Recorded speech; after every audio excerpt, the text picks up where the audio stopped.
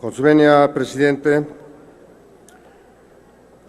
uno de los problemas fundamentales de México es el mediocre crecimiento económico. En los últimos 35 años hemos crecido en promedio el 2.1% anual.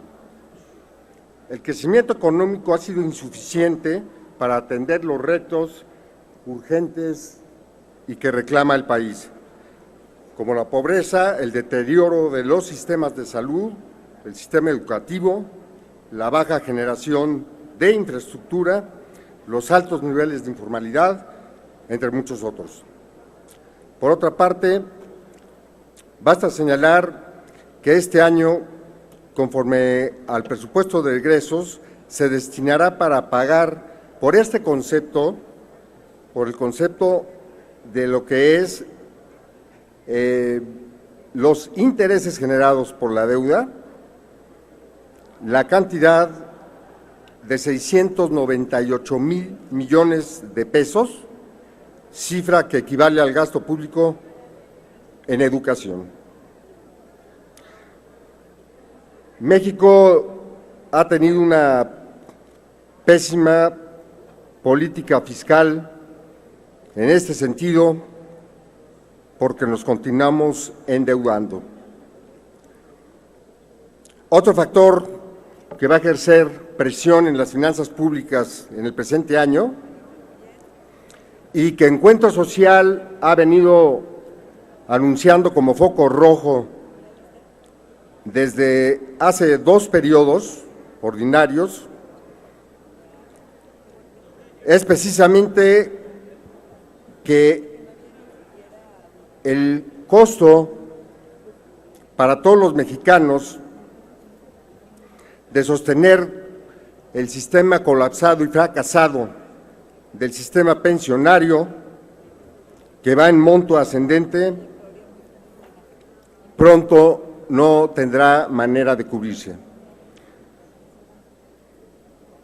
Para cubrir esta obligación legal, me estoy refiriendo a pensiones y jubilaciones, los mexicanos pagaremos el presente año 794,000 millones de pesos, equivalente al 16% del presupuesto de egresos.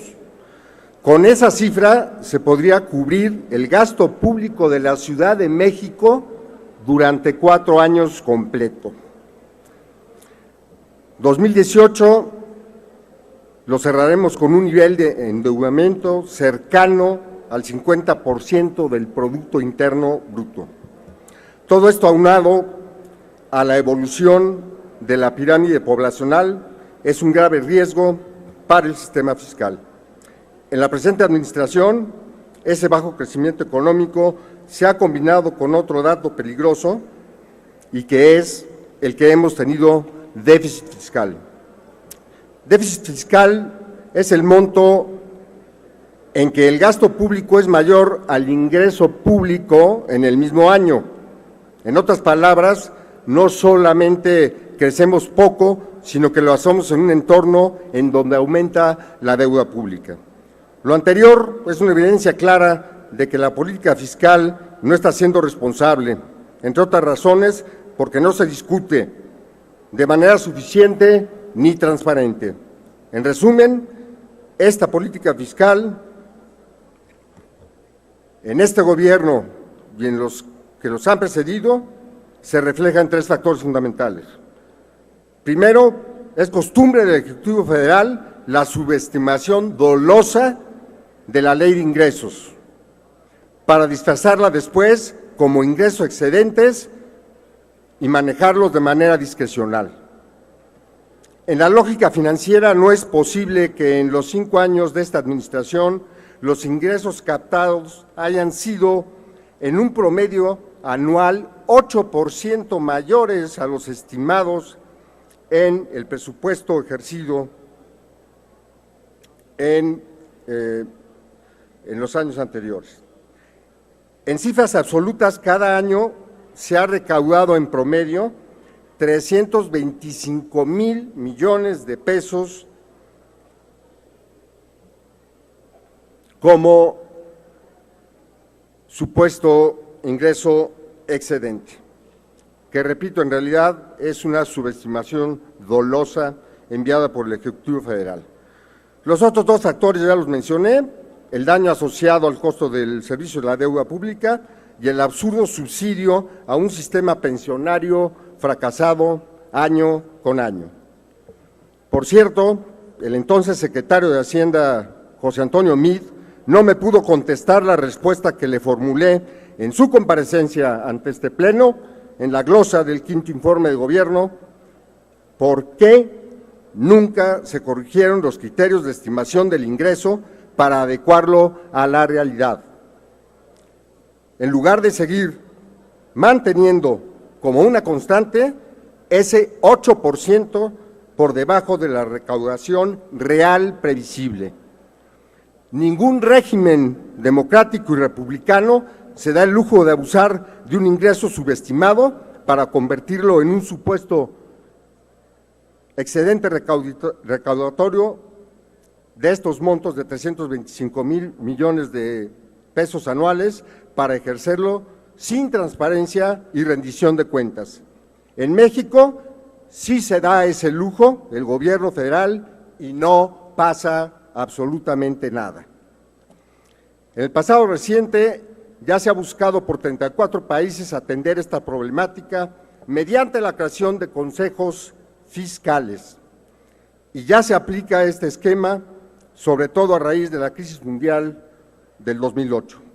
Los consejos son una figura independiente y apartidista, con el objeto de evaluar, asesorar al gobierno en materia de finanzas públicas, sostenibilidad fiscal y estabilidad macroeconómica.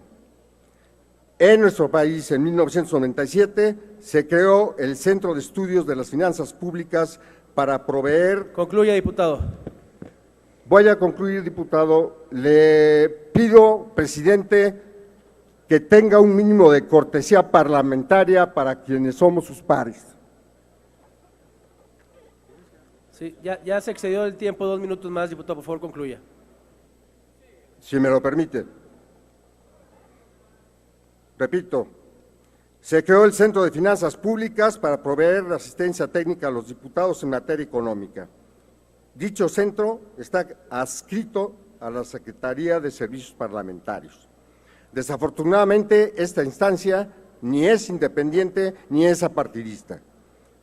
Las principales funciones de los consejos fiscales son análisis sobre temas fiscales y económicos, análisis de riesgos, elaboración de pronósticos, proyecciones presupuestarias, recomendaciones de finanzas públicas eficientes, monitoreo de reglas fiscales, costeo de medidas fiscales e iniciativas de reforma.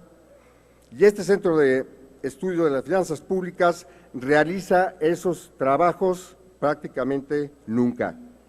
De ahí que se proponga rediseñarlo para convertirlo en la Unidad para la Sostenibilidad Fiscal.